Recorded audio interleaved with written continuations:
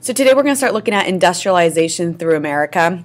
Now this is like a normal PowerPoint, and you'll see I've titled different sections by like slide 1, slide 2, slide 3. So for example, for this one here, you'll see slide 1 as the title right here, and then there's going to be a couple slides of information before we actually hit slide 2. Sorry about all that confusion. You need to do slides 1 through 3 today before going and answering the questions for this. So to start off, you can see a picture here of some women working in a textile mill around the turn of the century. You could see the equipment there.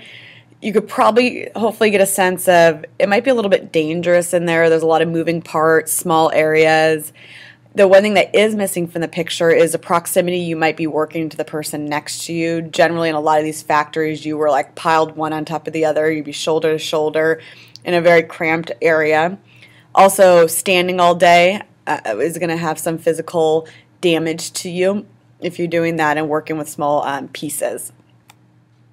So towards the end of the 19th century and beginning of 20th century, we began to industrialize dramatically. It started in Europe. We took hold of it for many different reasons, and one thing we're going to look at throughout this PowerPoint, and just made it better. We had the resources and people, resources and material, we had the land, all of that kind of stuff, and the bright ideas were flowing out of the United States. Industrialization is a change in production from hand craftsmanship to machine manufacturing. So instead of a table being whittled by one individual over the course of, I don't know, a couple weeks, you have a machine putting out table after table after table. They're all exactly the same. And produced in a much faster pace. We were exceeding manufactured goods from the farm production in the U.S. by 1880, or the value of it rather. We still have our backbone of the United States as agricultural goods, but we see a dramatic increase in the value of our manufactured goods. If we took away the manufactured goods in the United States, yes, we would economically suffer, not as greatly as we would if we took away the agricultural goods in the United States, though. To understand where our industrialization came from, we got to look at some key factors that are really mostly you could find here in the United States for various different reasons. Like the first one, we have an abundant supply of natural resources, and they seem to be endless. We now know that some of those natural resources are not indeed endless, and it has caused some issues for us. But if you imagine the map of the United States, maybe in the back of my classroom, where it is on, or actually on the world map rather, where the United States lays, on the globe, allows us so many different types of natural resources. We have different climate zones more than any other country, even countries that are larger than us. We have more climate zones, and that allows for different types of agricultural goods to be grown, different natural resources from iron and gold and silver, ore, all of that. And that is here in the United States. We do not, this is crucial, we do not have to import those natural resources that are going into making a final product. Countries like Europe and Great Britain, they have to import them in order to make a final product.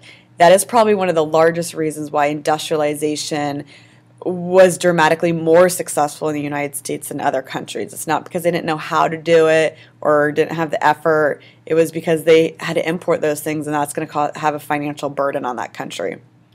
We also improved our transportation methods. Boating and shipping they're faster, more accurate in their travels. Ports sprang up throughout the United States. Also within the United States, the Transcontinental Railroad was key in moving product throughout the United States, which allowed for us to specialize in particular products. Prior to the Transcontinental Railroad or a more efficient transportation, your small community had to produce everything for you for the most part. It was difficult because trading would take so long, and if you're looking at something like agricultural goods, they're going to rot on the way to traveling. If they're traveling by foot or horse or something like that, you can't rely on corn making it from California to New York. I know we don't grow corn necessarily here, but you get the drift. So the railroad dramatically increases the time for that. And then, even better yet, we eventually create the refrigerator car. So now everything gets to stay cold. And that changes, for example, a cow. They used to, they herded the cows across the land, and that was actually quite successful as, a cowboy taking thousands of cows, dropping them off along the way, and then they would be slaughtered to be eaten. Then it was then when the land in the United States started to be fenced in and owned, and people wouldn't let herds travel across, their land, they started putting them in trains. And they had to put the whole cow on a train, because if they slaughtered the cow and then sent it, you're in a very hot train and it's going to rot. Well, the refrigerator car allowed for them to actually cut the cow or slaughter the cow and then send the product. And if you didn't know, we eat only about 20% of a cow. So that, you used to have to send this huge, huge, huge cow. That's a lot of space. It's more money for the producer, all that kind of stuff. Now you only have to send the slaughtered 20%, and you put it in the refrigerator car.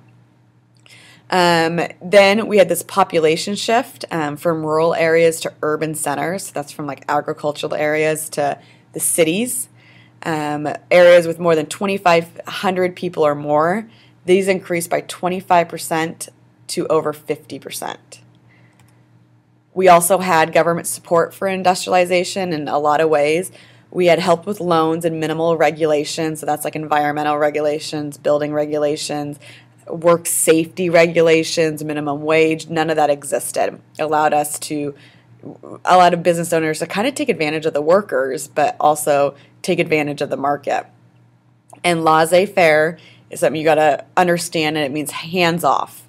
The government just felt like they had no right to get involved in business practices because it's private.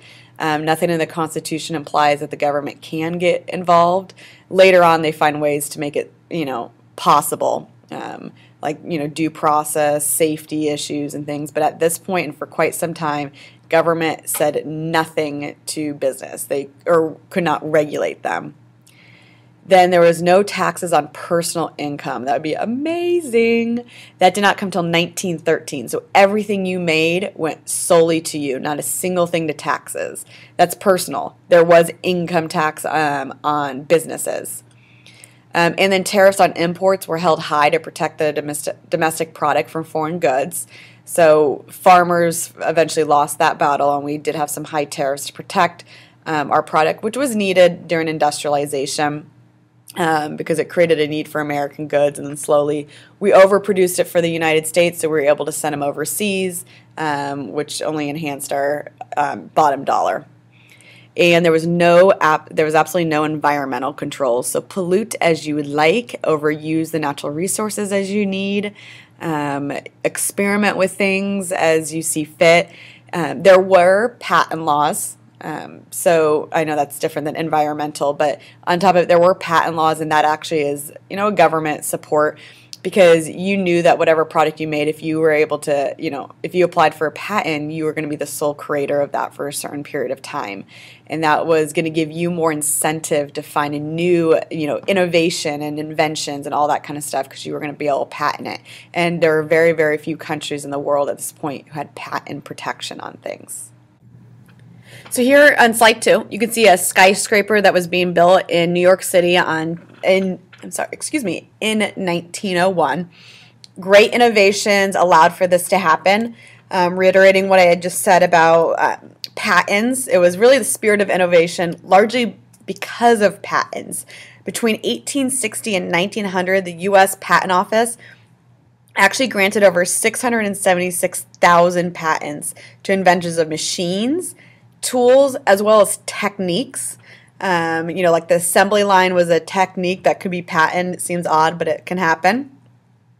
Urban centers and universities also saw a huge boom in attendance, because everyone realized that in order to become this, captain of industry that we'll look at, education was going to be a big component of it. So you saw universities just kind of explode. Steel also became king. If there wasn't steel, this skyscraper would not be made possible. It was probably no single innovation affected technology change more than the development of steel production. This is all made possible by Henry Bessemer, who perfected the cool air pressure method for transforming iron ore into steel, making it both easy and cost-effective to produce. And steel is also lighter and it doesn't rust as easily. It's stronger. So lighter and stronger means, like for the railroads, it can take a bulkier load, heavier load, and go faster. For skyscrapers, you can go up higher because of the capability of steel.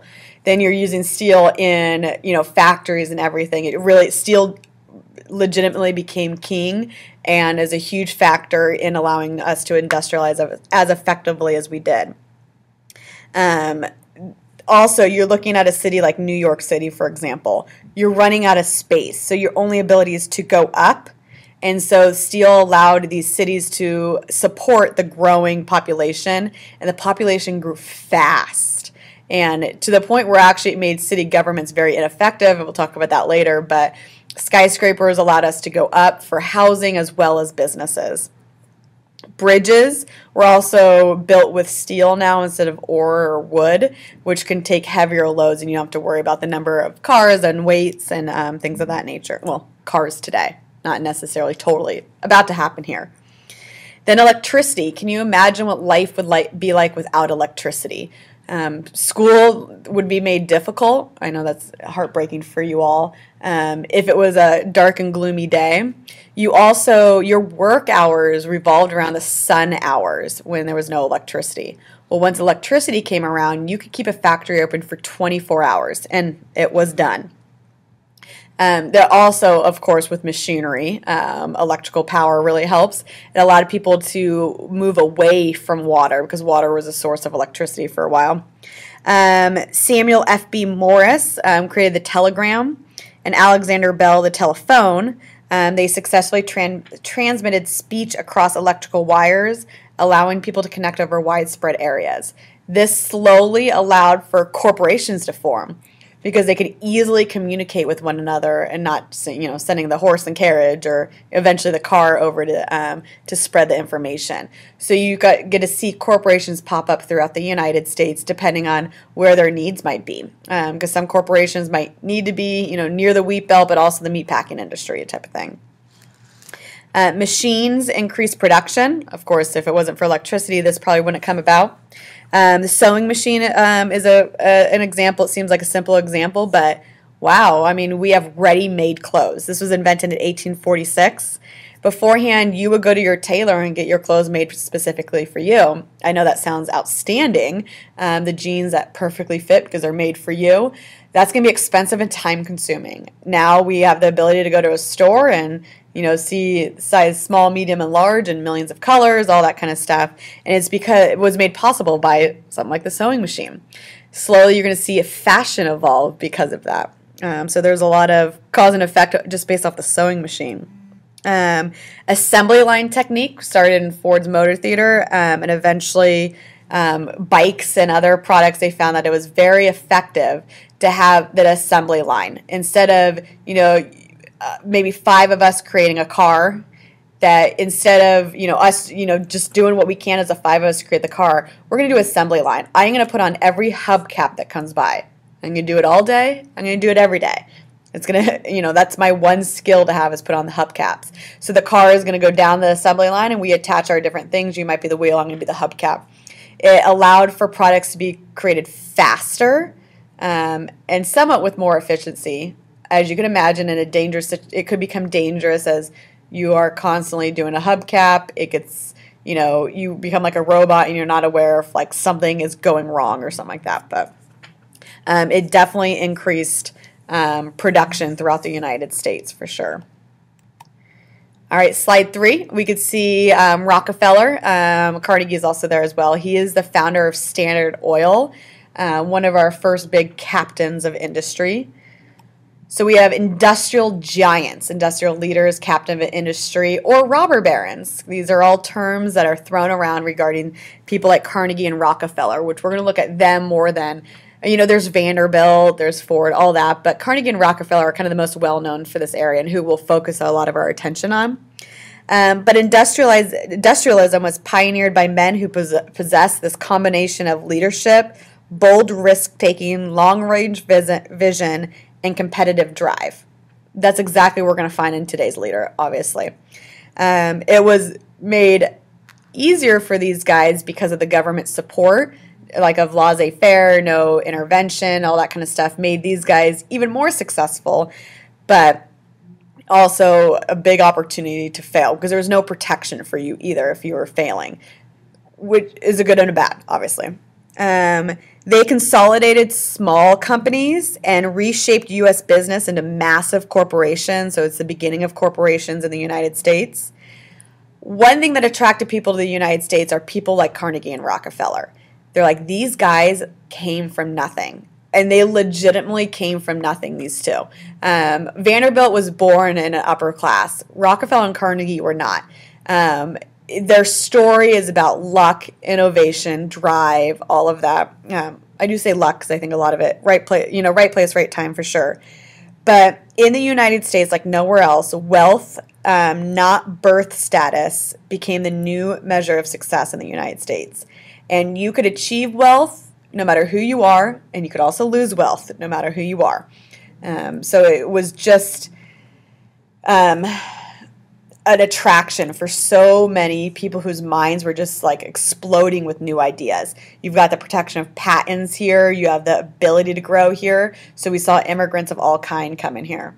Also, the way our government works, I think it still rings true today, but even more so during this period of time, is they ran Congress, and you could see, or ran government rather, through Congress. As you can see in this political cartoon here, we have the big guys in the back, and their bellies are supposed to be stuffed full of like greed and, they say corporate trust, which is kind of like a monopoly, and there's Standard Oil going on. So it's greed and money and power. They're about, I don't know, maybe 10 times larger than the congressmen. And it's like they're overseeing them. And, they're in the Senate. Monopolists is written over here. It's showing that they controlled government. So anytime if government was like, you know what, maybe we should start controlling environmental laws. Maybe we should start making working conditions safer.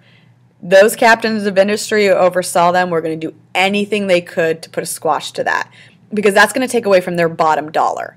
So when Americans, the average American started pushing Congress to regulate things, it was a scary time for them because they were being, their election campaigns were run by these guys. So if they didn't do as these guys said, they can lose, their ability to run for re-election. We did have to change election laws and things like that in order to take away this ability to happen as blatantly as it was then. It still does happen today. You just have to be more crafty with how it happens. That is also why this term robber baron is used. So captain of industry, these are supposed to be the same dude. So like Rockefeller. One might see him as a captain of industry and one might see him as a robber baron. A robber baron is going to be negative, taking advantage of the weak in order to make himself more successful. Captain of industry is creating industry, bringing about a wealthier, more achievable status of the United States that they actually gave to the poor, which they did, or they gave back to society. I don't want to say poor because they didn't. A lot of times their philanthropist work or their charities were like building things like Carnegie Hall, Rockefeller Center, libraries, universities.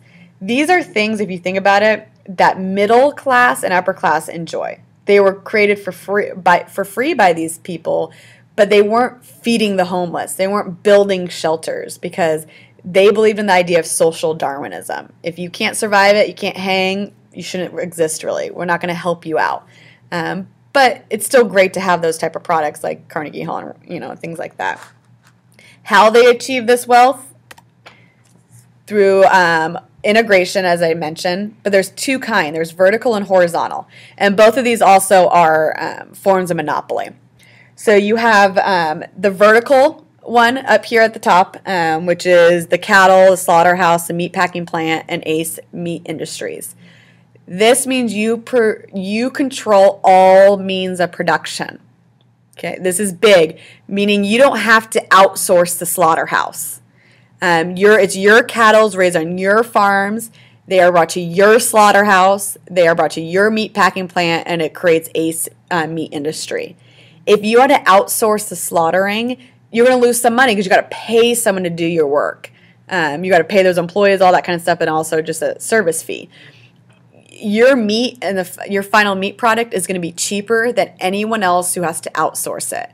And you start to see big corporations taking over the cattle farms then because they're bringing it in to their vertical monopoly or vertical integration. Another way is to own just, the oil companies. Oil company A, there used to be oil company A, there used to be oil company B and oil company C. Well, they were bought out by mega oil company. So yes, they might be using different refineries and things like that along the way, but they own all the final product. Also a great way to have success. And some industries are complemented by the vertical and some by horizontal. But you see both of these taking place, and they today are monopolies. Because if you have no competition for meat, that means price can be controlled. If you have no competition for the oil company, that means price can be controlled. And we'll take a look at the issues with that later on. Just really quick, here's a story of Rockefeller. You don't need to write this down, just listen to it. He came to control 90% of the oil industry in the country. In 1863, he and several associates built an oil refinery in Cleveland, Ohio, which became the largest in Ohio by 1865 and largest in the world by 1868. 1870 created Standard Oil Company, controlling just 10% of the country's oil refinery needs. By 1879, Standard Oil controlled over 90% of the market. He slowly created a monopoly. He believed monopolies and trust ensured economic stability and consistently high quality of goods. A trust is slightly different than a monopoly, but the same concept. It's just a matter of how you control the market. With a monopoly, it would be like Target buying out like Walmart and Kohl's, and you see Target everywhere and you no longer see Walmart or Kohl's. Or maybe they keep the name Walmart and Kohl's, but we know that Target controls all of them. A trust is a company that's on the market is you are working behind the scenes. It's hard to find out this is going on, but you are working with the owners of Target, Kohl's, and Walmart to control prices. So you may not personally own all three of those stores as a monopoly, but you own the behind the scenes, or you work with the behind the scenes, and you guys together are creating a monopoly unofficially, which is controlling the market. By 1900, Rockefeller had brought order out of chaos in the oil industry, eliminated his competitors, and reduced oil prices for the first time. Monopolies today are really bad. Like 2014, that would be bad for all of us. This time, 1900, I'm going to argue maybe it was needed. We had very unorganized industries in the United States. As we're becoming corporations and spreading throughout the United States, it was unorganized. We were wasting product. We were wasting people. It was needed. It did bring order to industry, oil and otherwise. Yes, it eliminated competitors, but maybe these competitors were wasting material, wasting our time. It was good. It was needed. Eventually, it was not. And he did lower prices for the first time.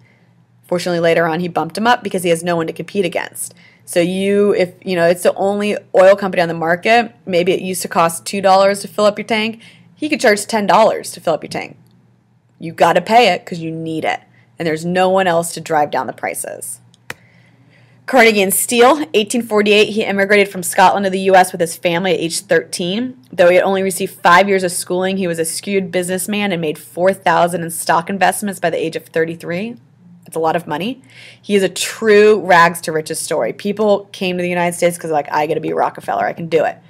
Built a steel plant using solely the Bessemer process, making his steel the most sought after in the country. So the Bessemer process was how to turn ore into steel, and he monopolized that process. So nobody else had the know-how to make steel, and once they did, they used a different process that wasn't as effective. Like Rockefeller, he had a strong relationship with the railroad companies and shipping lines, which was crucial at the time. Rockefeller and Carnegie were sending their product almost free over the railroads, but the railroads needed both of their product. They live off oil and steel. So they were paying nothing to ship their product almost, bribing and things like that. So these railroad companies were having to push the price of, staying afloat and running business onto the average person using it. Was relentless in rising to the top of the steel industry. He kept tabs on competitors, rewarded talented employees, fired incompetent workers, and slashed prices during recession to keep production going. This is all called the Gilded Age. As individuals rose to the top of their industry, they amassed huge amounts of personal wealth, and they had extravagant living styles. They threw lavish parties costing, millions of dollars. And they were criticized a lot for it because we had people who were living on the streets and starving. And they were just like, I don't care, social Darwinism, survival of the fittest. We were able to handle it. We deserve this type of reward. Vanderbilt built 7 houses within 7 blocks of New York City's 5th Avenue, totaling $12 million. $12 million today, I'll take it. It's a lot of money. In the 1900s, oh my lord, it was a lot of money. And you have 7 houses in 7 blocks of New York City's 5th Avenue. That's the fanciest avenue in New York. It's crazy. You don't need that many houses. That's ridiculous. This was labeled by Mark Twain because the open display of wealth among American elite society seemed like a cheap picture frame. It was golden on the outside, so Europeans and whatnot were looking in and be like, oh my gosh, the United States must be paved in gold. These people are filthy rich. But once you got here, you kind of could see that the frame or the United States was rotting on the inside because there was a huge unequal distribution of wealth. And if you were poor, you were poor. There's nothing you can do about it. So this is the end of slide 3. So take your time and go and answer the questions pertaining to this unit. Thank you. So here we are on slide 4. Again, we see the cartoon with the bosses of Senate showing these huge trusts and monopolies overseeing the Senate. And at this point, we're starting to see a push from the United States and government about possibly regulating big businesses. So it's more important than ever that these guys have control over businesses. We see this huge rise in industrial trusts, which is a big deal because it reduces competition. Reduction of competition is dangerous for Americans. I'll use the iPhone for an example, smartphone for example. If nobody ever came about to compete with the iPhone, we could be paying $2,000 for the iPhone because it's the only smartphone on the market, and we all need it. Our lives are better because of the smartphone. In addition, if there's no other competitors, what reasons would Apple have to better their product? Because there's no need to. They're going to still do that, but not as quickly, not as fiercely. And there's entire parts of the corporation, probably the biggest, maybe even the most important part of the corporation is invention and creating new product, bettering the product, creating new product. They wouldn't even need to spend that amount of money in that area. And they wouldn't need advertisement either, okay, or not to pay as much. As long as they have like one running commercial, then we're good. So back to the early 1900s, these guys were combining together, combining competing companies into monstrous firms. Trusts had centralized management where stockholders placed their stock in trustees' hands to make all the decisions about wages, use of raw material, labor relations, all of that. So once you go on, become a public company, like let's use Facebook for example, Mark Zuckerberg really dragged his legs. He didn't want to, or his feet, he didn't want to go public, go on to the market, become, a stock, because he would have to give up full control. So the former CEO owner now has to answer to and listen to stockholders, major stockholders. Okay, if you own stock in Facebook, you probably don't own enough to be sitting on, in the boardroom making decisions. But now he has to divide his authority over people. And the trustees then take over that. So all these trustees, like I gave an example before, of like Kohl's and Walmart and Target, are working together to control that market. It's not easy to detect what's going on because they don't want to make it obvious because it's illegal. Well, rather, today it's illegal. It's about to be illegal here. By 1904, 319 industry trusts had swallowed up 5,300 previously independent manufacturers and 127 utility trusts. Example of major trusts were in oil, coal, steel, tobacco, whiskey, sugar. Rockefeller lowered the prices of oil at his refineries in order to force the competitors out of business. Once he did, he would raise the prices. So he had the ability to charge significantly less. So everyone's going to buy Rockefeller's oil. Those companies are going to go out of business because no one's buying their product. He's going to purchase them then. And once that competition's gone, rise the prices back up. Trusts began to influence government affairs, which is also a very bad idea, or bad for us. Trusts manipulate government officials at all levels, ran government office, made generous contribution to political candidates, and bribed legislators. And on some occasions, they were the legislators. There's nothing against rules against them, becoming congressmen. It's a lot of work. They usually couldn't divide their time, so it's not, normal. Called for minimal regulations unless benefiting them, such as tariffs. So tariffs is kind of regulating business, but they were all for it. Eventually, this did lead to the Sherman Antitrust Act, which did outlaw the formation of trusts that interfered with free trade. Problem is, it was very difficult, like I had mentioned, to find a trust, and there was really no meat to this Sherman Antitrust Act. Big deal because it started the process of making these things illegal, but it was very ineffective, the first one, the Sherman Antitrust Act. Government city corruption, too, so city government corruption. So in these cities, especially like New York City, Chicago, that kind of this population boom came out of nowhere. And the cities didn't know how to handle it. So city governments were kind of being thrown into this, need to organize and very little oversight and this huge population to deal with. And it became corrupt very, very, very easily. Many government in the late 1900s were run by what we call political machines and bosses that catered to the industrial interests. The most well-known, need-to-know one is New York's Tammany Hall. Bosses gave family gifts for their wedding. They attended funerals. They did a whole bunch of different things to make you feel like, you owe them something. With all of the corrupt intent was to win political favor. So maybe you're getting off the boat from Ireland or somewhere, and you are starving. You're overwhelmed by New York City because you've never seen these skyscrapers. You don't know what to do with yourself. And up walks Boss Tweed. And he's like, let me give you some soup, place to stay. I have a job opening. Would you like it? And you're just like, whoa, the United States is awesome. It's really the land of the dreams, and the free, and there's gold and all this stuff. All he wants in return is your vote. Great. You're like, simple enough. Fine. Yeah, you got my vote.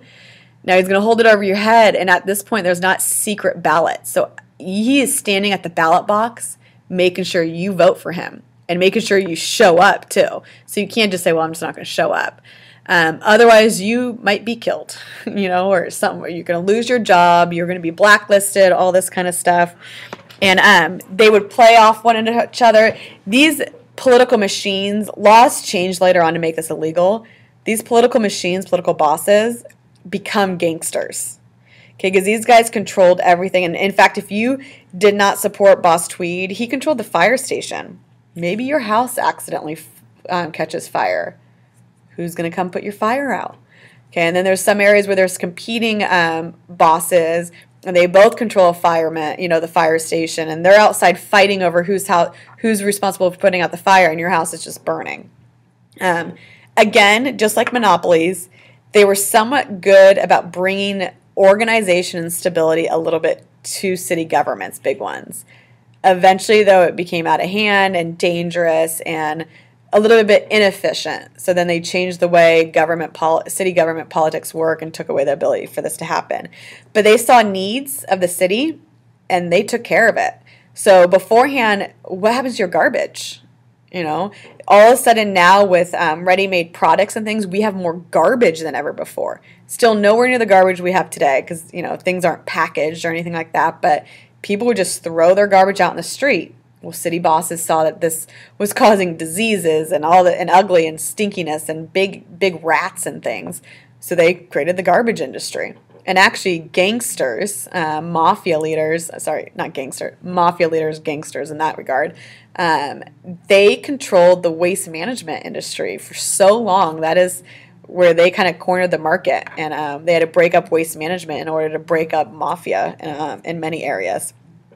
We're going to watch a clip from Gangs in New York where you'll see political machines kind of in action. Political bosses tended to stay in power for long periods of time because they offered some city improvements, like I mentioned, such as administrative organization, welfare, and people just became loyal to them because of this until they became more scary than anything. Then we've got, here's Andrew Carnegie here, surrounded by a group of business leaders. They again start to face even more criticism, a lot because of their wealth and how they were living and things like that. By the turn of the century, wealthy business owners were criticized because of the large gap between the rich and the poor, and they wanted to see something done about it. Weren't sure what they wanted done about it, but they thought something needed to be done about it. Stats that show there were 4,000 millionaires in the U.S. in 1900 compared to only a few before the Civil War. Same year, the net worth of 1% of the population was greater than that of the other 99%. So we still hear that, 1%, 1%. It's always been around. It's a bigger gap at this point. So 1% of the population, if you added up all their bank accounts, exceeded the sum of everyone else's bank accounts. So 99% of the population add their bank accounts, less than that 1%. So there was a huge distribution of wealth. And remember, we don't have the income tax. So everything these people make, they're bringing home. They started to have to defend their spot in life and their big business. They said that they had taken the risk in investing their resources into industry and therefore entitled to their profits, under the philosophy of social Darwinism, which discouraged government regulation based on the survival of the fittest, was used to justify the existence of poverty, success of big business, and the power of the millionaire industries. So one of the arguments is, why should so Carnegie would say, I made it solely on my own. I had no support from state or federal government, and I became great. I created industry. I made things better for the United States. Why would we want someone to be competing with me who needs help from the government? Because it can be done on your own. It should be done on your own. We'd become lesser of a nation if we start giving helping hands to people to try to become competitors. And in his argument that we're going to waste resources and things like that. It's a pretty solid argument when you do have some very successful individuals who did do it without any sort of government help. But yet they're taking away the ability to compete with them because they're so big now. Yes, beforehand when everyone was mildly big, sure. But now they're giants. Nobody can enter into the oil or steel industry because of how large they are and how powerful. 1888, Carnegie published an article called The Gospel of Wealth. You know what this is? That provided a righteous defense to the wealthy sector claims to their money. He also praised them and supported the philanthropic work that they did and gave that as an argument to people who were kind of questioning the wealth that they obtained. Like, we do give back. And Carnegie had a plan. He said, I'm going to spend the first third of my life getting as much education as possible, second third making as much money as possible, and the final third giving away as much money as possible. Because he's like, you can't die with your money. I'm sure his kids were like, but I can have it. But he gave away massive amount. But he had donated $350 million in his lifetime. So he did rid himself of the money. But a lot of it was not going necessarily to feeding the homeless, like I'd said before. It was building things like Carnegie Hall. So slide 5, what it was like. They start to get criticism, too, for what it is like in their working conditions, so in their factories and things of that nature. So the impact of industrialism, industry's technological advances enabled members of the middle and upper classes to talk with one another on the phone, drive in cars, eat fresher produce, and buy ready-made clothes. By 1907, Sears General Catalog, known as the Farmer's Bible, boasted over 30 million consumer goods for rural and urban shoppers. So you didn't have to live, we don't really have malls yet. They're just forming. Thank goodness we have malls now. But you would get a catalog. I still remember as a kid we get catalogs and cut out what I wanted for Christmas. Now we go online. We go shopping online and see what they have. Those used to get mailed to you in the mail. And you'd say, I want this product on page 400, product number, blah, blah, blah. And people who didn't live near big cities, to be able to buy this product, like farmers, they used the Sears catalog. And it had everything in it. And I have one in class I'm going to show you guys. It's from diamond rings to caskets to farming products. It's amazing all the things that are in there. And you'll be astonished at the price difference. Department stores and management office were starting to pop up, and they were creating new jobs. Because, again, you have people from cashiers to even behind the scenes, security, all that.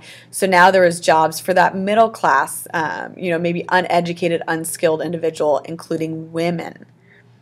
Able to buy better goods and property because things were cheaper in price.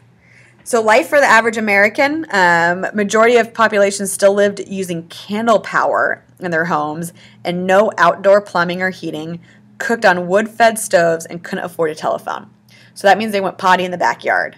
If you know anything about the consequences of that and the groundwater, and if you're growing vegetables right next to your toilet, not a very good scenario. Faulty water systems, sewage systems that failed to prevent pollution and disease. So there were a lot of babies who didn't live past their first birthdays and whatnot. Only a fourth of the population owned property. Most still lived in crowded city tenements or employee-owned company towns. Employees would demand high rent and paid workers a script, which is a form of currency only valid in the employer's store. So Ford did this, for example, if you worked for Ford Motor Company, you lived in Ford Motor Company housing, and instead of getting like the dollar bill as payment, you get a script, which you would then go to Ford Motor Company's grocery store and things like that. So you can only buy things within that's controlled by Ford Motor Company, which excluded often alcohol. He did not think that it was good for his workers to drink alcohol. So if you worked there, you couldn't get alcohol unless you had another family member who made the dollar bill.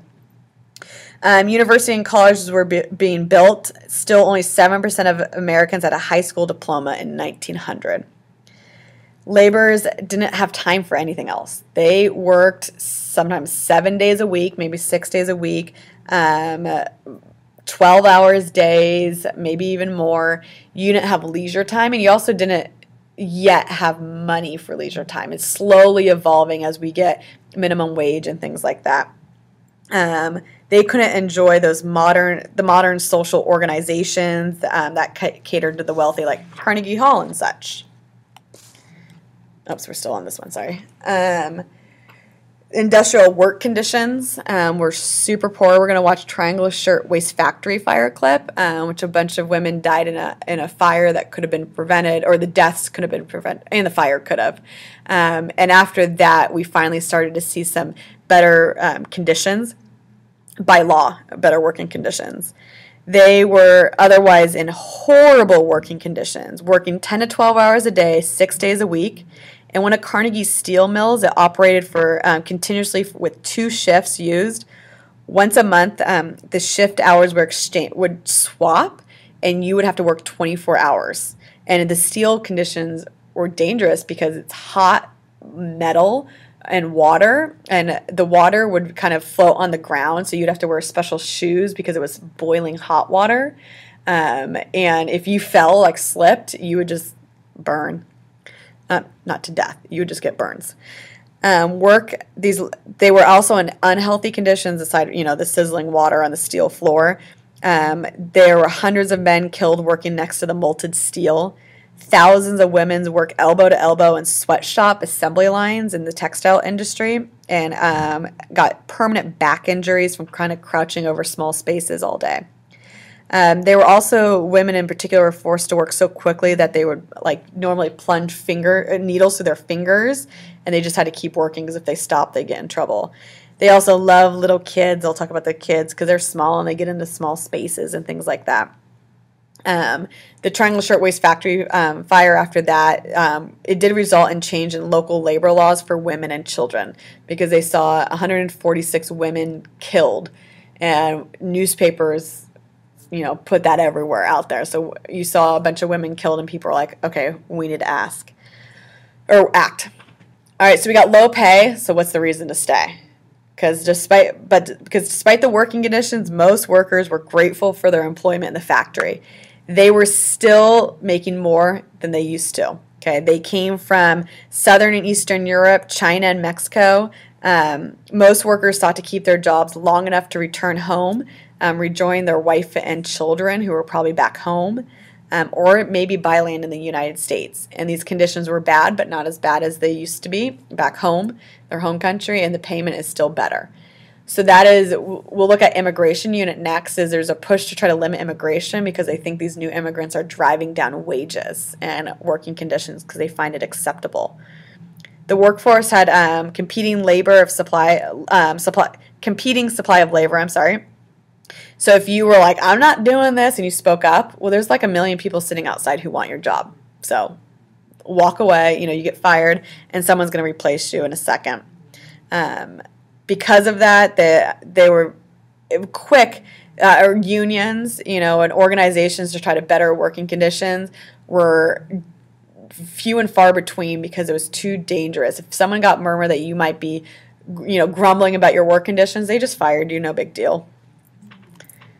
All right, and here's some little kids. You can see their faces down here look swollen, and they can't really open their eyes. It's because they've been inside a tunnel, coal mining for all day long, so they're trying to readjust to the light, and they tended to get swollen because of the oxygen condition down there. So because of the rapid expansion of labor needs, all of a sudden corporations were starting to hire women and children. That was somewhat new. They actually did like them, though, because women and children were much less, cost them a lot less money because they were able to pay them considerably less money, as well as ethnic minorities and new immigrants. Some corporations only allowed single women to get involved in industry. They didn't like the idea of two working households, especially if they had children. So you saw a lot of single women in secretarial jobs and sales positions that were just kind of starting to pop up in city departments, in white-collar type offices. By 1700, over 70% of all Jewish girls 16 and older were working, however, for much less than their comparable positions. Children, approximately 1.7 million child laborers joined the industry workforce in the late 1800s, mostly between the ages of 10 and 15. And they were some as young as 6. There weren't any laws against it. Slowly they started popping up. Sometimes they worked up to 15 hours a day. If you can remember being between the ages of, 10 and 15, or have a sibling as young as like 7, can you imagine them working in a coal mine for 7 hours or 15 hours a day? They might be in a canning factory, tobacco plant, or a garment factory. Loved children because they were small in factories and they can get their little hands into the machines if something gets caught or stuck. They can get in there and maybe get it to work again. Quite possibly getting their fingers cut off or something. And if that happens, well, now you're an unworkable part of society. You don't get workman's comp, nothing. Minority and immigrant laborers, white laborers worked in both unskilled and skilled jobs. Non-white laborers were forced into mostly unskilled positions for low wages.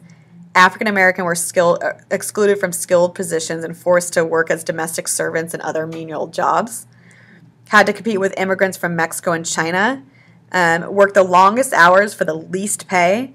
For example, Chinese workers in San Francisco in 1889 made up 92% of the city's cigar workers, an unskilled position paying $287 a year, while mostly white laborers claiming 91% of the seamstress and tailors, a skilled position, made about $588 a year. So there was a big difference for them.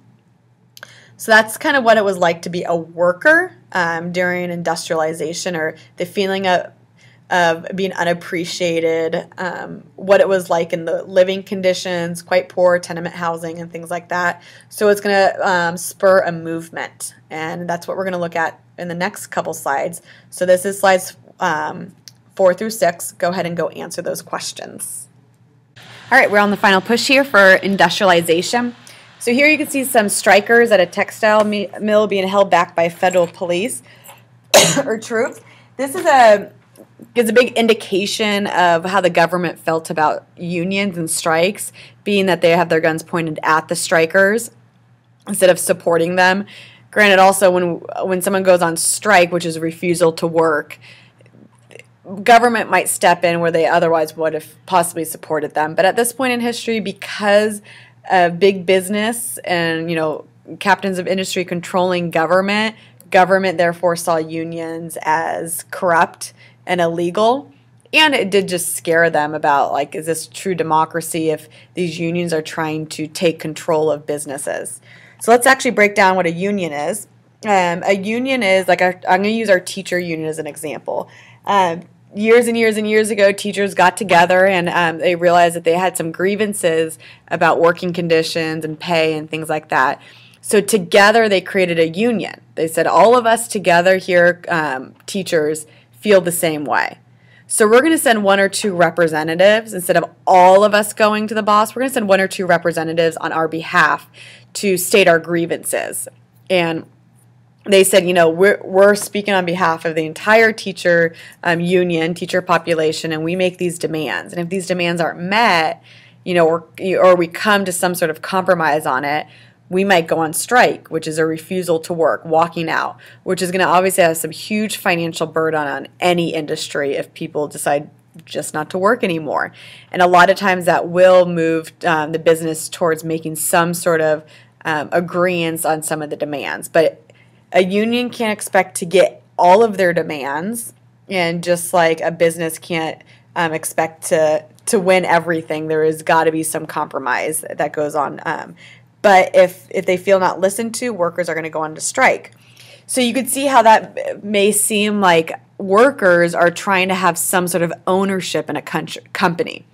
So if you're, Carnegie, and you have your workers coming to you and saying, hey, I'm demanding this, this, or this, or we walk out, it's almost like they're saying, I'm taking some sort of control of your company. And that was against laissez-faire, free enterprise, and things of that nature. And unions have been a debatable subject for quite some time, and they still are today. But in the late 19th century, as working conditions became worse, laborers began to organize unions in hope of collectively influencing big businesses. And it was so easy at this time in history for that to happen because you're working so close to people and you're living, like in big cities, on top of one another, that you all of a sudden realize, oh, geez, we both work for Carnegie and we feel the same way. Maybe there's something we can do about it. And it was scary to go about it alone, too, so it was better to be with people. Collective bargaining is what I explained to you with the teachers union, is that what they'll do is go to their boss and collectively bargain. So both sides are going to try to, walk away with some aspect of a win, although it may not be a total win. Labor movements included 440,000 workers in 1897 and encompassed 2 million people by 1904. They were not successful at first, not at all. There were a lot of strikes because businesses refused to listen to any aspects of it, and they knew they had the backing of the federal government. But it was, although they were unsuccessful in the demands largely, not always largely, it was successful for the entire movement. Business response to labor, fierce resistance to unions, leading sometimes to violence, and people would be fired. If you were saw as like a union leader, whether officially or because you're rallying everyone together, you might be fired and blacklisted, meaning that boss is going to let everyone in the area know not to hire you. It was supported by the idea that unions were illegal or corrupt was supported by the idea of laissez-faire. It means hands-off. Business leaders get to control businesses. They get to control supply of laborers. Another reason why they were quite ineffective, too, is because it was so easy to fire someone and find someone else new, especially in unskilled positions. Skilled positions, like teaching is a skilled position, then it's a little bit more successful as a union because it's harder to replace an individual, whereas if it's unskilled, any geek off the street might be able to walk in with a couple hours of training and they're good to go. Industrialists regarded unions as socialists, like sharing the wealth type of thing and taking control of businesses and plotting a social revolution here in the United States. And that was what Teddy Roosevelt had said, who was our president. He was very, very leery and sketchy about unions. He didn't like them. He thought that it was socialism trying to take over. So strikes and violence often broke out as relations between businesses and labor unions worsened. Strikes would break out, and more unions were taking this as an opportunity, and sometimes it would cripple the United States. One of the most notorious strikes was in 1877 in Pittsburgh, where railway workers' wages were cut while stock were still paying high dividends to stockholders. So the stockholders were becoming more and more wealthy, yet they went and cut wages. So the strike began as workers stopped trains and protest. So you're choo-choo-chooing away, and all of a sudden they stop it. And so product is frozen and people throughout the United States. That has an effect on everyone, industries, everyone. Even if you're not even working, you can be unemployed, but it's going to affect you because whatever product you need is stuck on a train. It escalated to where 650 soldiers opened fire on a crowd, killing 25 people. Local miners and mill hands joined then with the union and went on strike themselves. The state militia finally had to come in to restore order. And after it was all said and done, there was $6 million worth of damages done, and 200,000 passenger and freight cars. So union victories, few and far between, but they did. Some of the areas they were first successful in was ending child labor, or limiting. It wasn't ending. It took a while, and I mean, child labor is still around, although illegal. They did, by 1912, 38 states had child minimum age at which you can work. They also then started to improve working conditions for safety purposes. And unions also finally took on the idea of let's fight by explaining that if conditions are better, workers are going to be better. And that was often even, if you pay someone more, then the workers are going to be better. If they work less hours, they're going to produce more because they're not worn out and thinking, oh, I have a 12-hour day ahead of me. So victories came, but they were very, very slow and few and far between. I don't know why this picture isn't showing up that greatly, but our food. This is a picture of like someone making food and just like a mad scientist throwing things into a bottle and things like that. It's our food and our medicine and everything. It wasn't regulated by the federal government, so if you wanted to sell you were more than welcome to. Really quick, actually, what I forgot to mention on the last slide is child workers. Why someone might send their child to work? Because they had to. It was the only way to make a living, especially if you're a new immigrant. If you wanted to feed everyone and house them, sometimes every member of the family would have to work. And occasionally, or for some time in history rather, people would rather send their children to work than their wife, because the wife should be home, prepping things, taking care of the infants. If you have to send your wife to work, that means that you're low income. So you'd rather send your child to work. But you had to do it, and also if, for instance, husband and wife are working, where are the kids going to be there during the day? School wasn't required, or very little was, so sometimes it just served as a place to be and for them to make some money. So they were working at as little as age 6 in some areas. So back to the food, consumer goods and fraud. Industrial growth brought with it a host of unfair and unethical practices. Because American consumers could no longer deal directly with food suppliers and drug companies, they had no safeguards. So if I am supplying your food and such, and I see you on a daily basis, I'm going to feel really guilty poisoning you. It's going to be hard for me to do that. Or sell you Advil and say this is going to help with your headache, but really it's cocaine, which actually, for a while, that is what was being sold because it would temporarily get rid of people's headaches. So they thought it worked, innocent enough. They thought it worked. Well, as corporations are building, you are removed from seeing the person who's actually making your product or your food. And so they feel more okay with some nasty food practices and some questionable practices. And we're going to actually watch something and read about the jungle, which will highlight the meatpacking industry. The drug industry fooled public into buying millions of dollars worth of supposed medical cures that were in fact alcohol, cocaine, morphine, or other narcotics.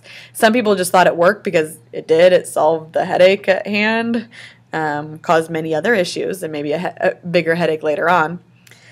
Canned foods contain dangerous chemical additives hidden from consumers in containers without ingredient labels because they didn't require it.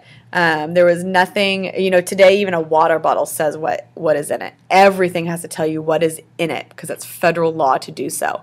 At this point it isn't, but because of things that happen in the jungle, we see things like the Pure Food and Drug Act come about. And the meatpacking industry, we're going to watch more. I'll talk about that during class, so I'm going to skim over that. But we have Muckrakers. That is what... well, Sinclair was a group of authors known as muckrakers. Teddy Roosevelt actually coined the term, is that they were stirring up a bunch of muck and usually not offering any sort of solutions. So like the jungle, highlighting the meatpacking industry and the conditions of it.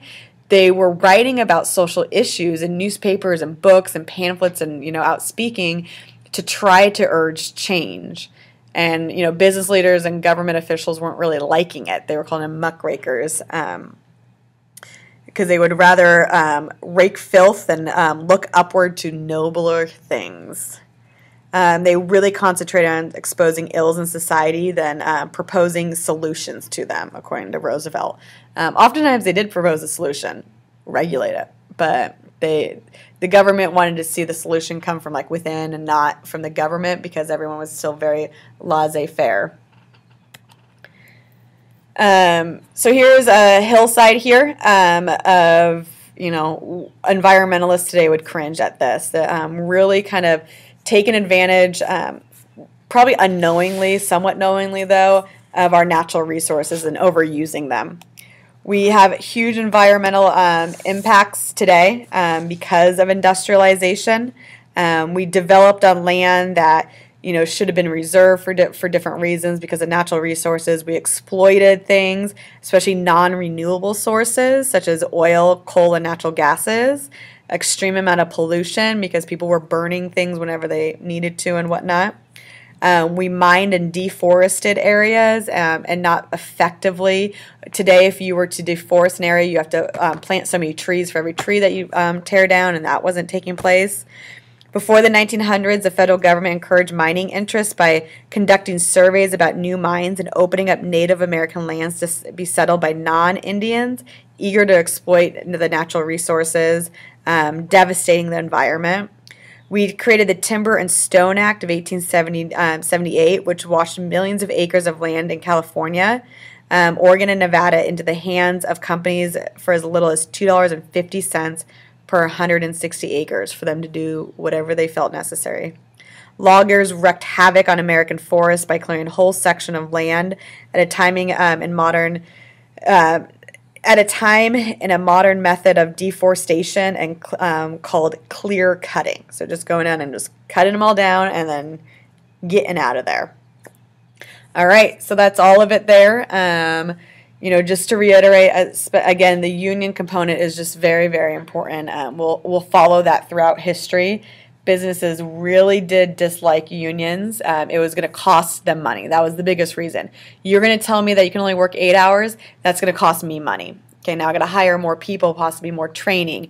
You're going to tell me you have to have a chair to work? That's going to cost me more money, or workman's comp, or any of that, or paying people equal wages. The biggest fight often was about wages, minimum wage, fair wages. Every bone of their fiber hated them. But unions helped workers because they achieved those things: better pay, better working conditions, safer working conditions, to the point where eventually with the minimum workday and minimum wage, people all of a sudden had leisure time. They were able to go to hang out on Coney Island, and they had money for this, that, and the other. So it's very beneficial, slow, but beneficial.